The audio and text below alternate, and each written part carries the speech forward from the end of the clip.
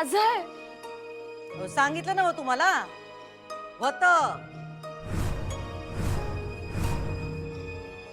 अधिपतींना भेटल्याशिवाय मी इथून जाणार नाही. आणि तुम्ही इथं असेपर्यंत अधिपती काही येणार नाहीत. मॅडम तुम्ही आमच्यामध्ये पडू नका. आमच्यामध्ये आता तुमचं असं काही राहिलेलं नाही. हे बघा हा, आम्हाला ठाव आहे तुम्हाला हे समज पचवायला जड आहे, तुम्हाला त्रास होणार आहे. पण एक सांगू काय, तुम्ही या घरात आलात का नाही तेव्हाच आम्ही तुमच्या नात्याची एक्सपायरी डेट लिहून ठेवली होती. आम्हाला ठाव होतं हे नातं काही टिकायचं नाही. काय तुम्हाला तरी नातं नगच होतं, पण आमच्या अधिपतीनं काही कळत नव्हतं. पण आता आता हवंय हा हवंय मला नातं. काय हवंय असं तुमच्या वागण्यात तर कधी वाटलं नाही हो. मॅडम मी काही चुकीचं नाही वागलीये. काय सांगताय चुकीचं नाही वागले? नवरा हवा सासू न ग, असं कुठं असतंय वय? तुम्ही माझ्या सासू नाही आहात. बरोबर आहे, आम्ही तुमच्या सासू नाही, कारण तुम्ही आमच्या अधिपतींची बायको नाही.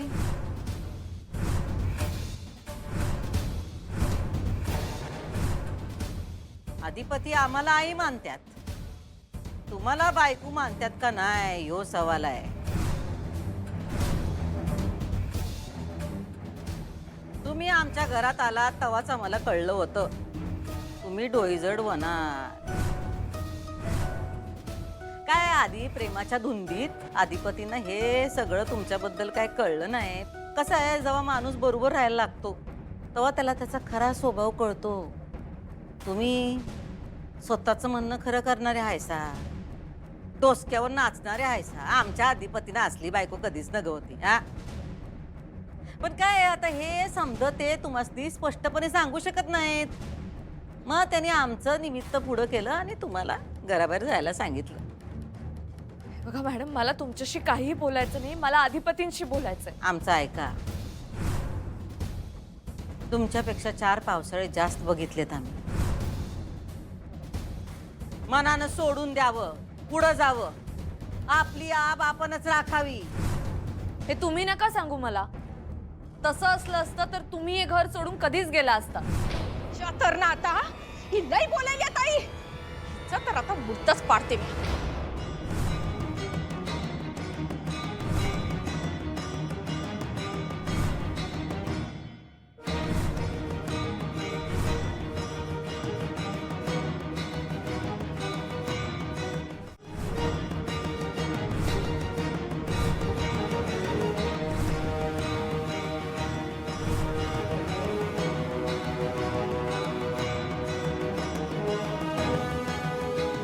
दुर्गे सोड, नाही ताई, आज मी हिला सोडत नाही. दुर्गे सोड म्हणलं नव, सोड त्यांना.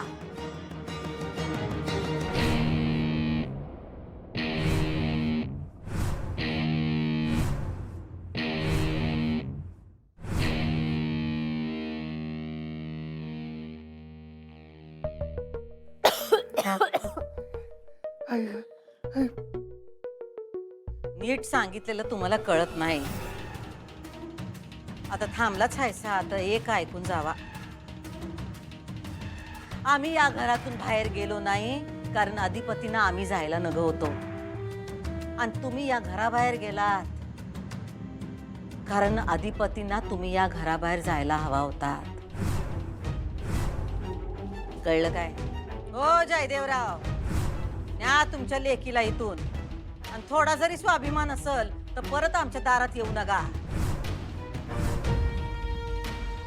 कारण आमच्या दारात कधी बी आल्या तर त्यांच्या वाट्याला हेच येणार आहे. तिनं तिचा संसार मोडलाय स्वतःच्या आगाऊपणामुळं. आता जास्त शहाणपणा करू नकोस बाई.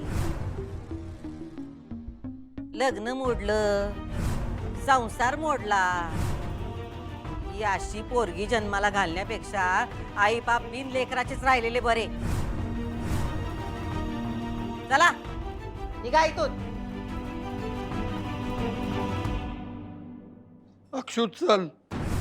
मी नाही येणार बाबा. अक्षू चल. माझी शपथ आहे तुला. अगं ह्या माणसांची लायकीच नाहीये.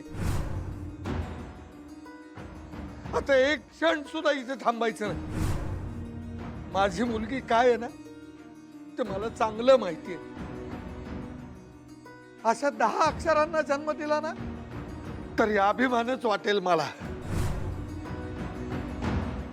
तुम्ही कधी पालक झालाच नाही तो.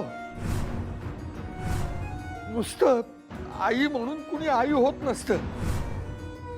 हो, जन्माला घातल्यावर कळतं आई बाप म्हणजे काय. ए थेरड्या, निघतोस का? निघतोच आहे. या असल्या असभ्य आणि असंस्कृत घरात माझी मुलगी दिली ना याचाच मला पश्चाताप होतोय.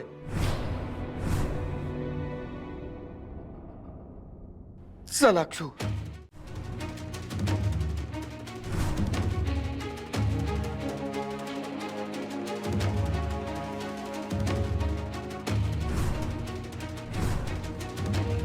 निघ इथनं.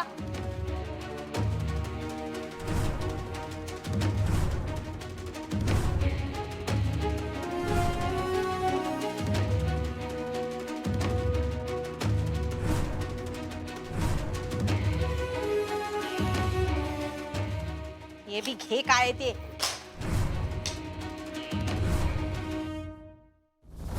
ताई, तू त्या म्हाताऱ्याचं बोलणं मनावर घेऊ नगस. अगं तू सख्या आईपेक्षा जास्त केलंस आधिपतींसाठी आणि त्यासनी तुझी जाणीव हाय. अगं ताई, तू चल बरं आज चल.